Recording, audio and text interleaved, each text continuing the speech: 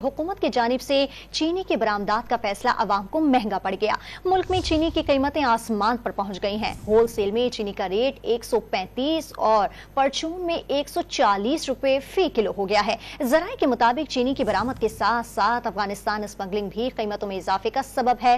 ताजिरों ने चीनी की फी किलो कीमतें 150 रुपए तक जाने का खदशा जाहिर कर दिया है। लाहौर की मार्केट में क्या सूरत हाल है, जानेंगे डॉन न्यूज़ के नुमाइंदे अली वकार से। अली वकार, बताइएगा चीनी की कीमतों में इजाफे पर हुकूमत की जानिब से अब तक कोई इकदाम नजर आ रहा है?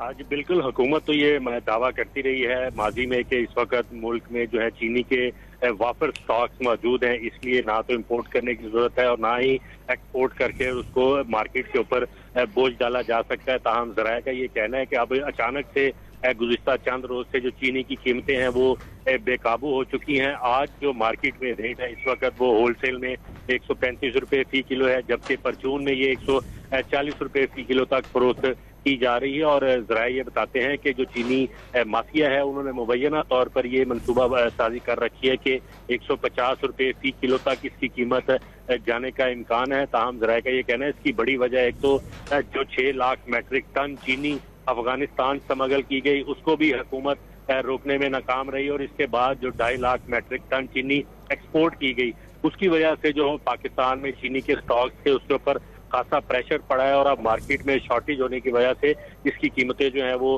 बढ़ती चली जा रही हैं। और अगर हुकूमत ने फौरी तौर पर इकदाम ना किए तो इसकी कीमतें 150 रुपए फी किलो तक जाने का इम्कान है। दूसरी एक अहम वजह यह है कि जो पंजाब हुकूमत ने एक ऑर्डिनेंस से पास किया था जो चीनी की कीमतों का तयन करता था महकमा खुराक, उसके ऊपर भी लाहौर हाई कोर्ट ने एक हुक्म इम्तनाई जारी कर रखा है। और अब इस हुक्म इम्तनाई की आड़ में जो है चीनी माफिया अपनी मनमर्जी के जो रेट है वो मार्केट में दे रहा है, जिसका जो बोझ है वो आवाम को बर्दाश्त करना पड़ रहा है। चीनी की कीमतें दिन ब दिन बढ़ती जा रही हैं, लेकिन हुकूमत की जानिब से किसी किस्म का कोई इकदाम अभी तक सामने नहीं आया है। तफसीलात दे रहे थे अली वकार, आपका बहुत शुक्रिया।